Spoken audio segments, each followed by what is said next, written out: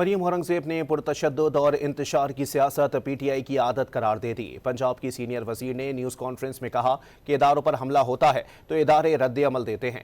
دوبارہ کسی کو 9 مئی کی اجازت نہیں، ایسے عناصر کے ساتھ قومی سلامتی کے دشمنوں جیسا سلوک ہوگا۔ یہ جو عمران خان صاحب ہیں اور یہ جو ایک نیازی قاعدہ ہے جو کہ الف سے انا، بے سے بدتمیزی، پے سے پاگل پن اور تے سے تکبر، یہ ابھی کا کوئی سلسلہ نہیں ہے۔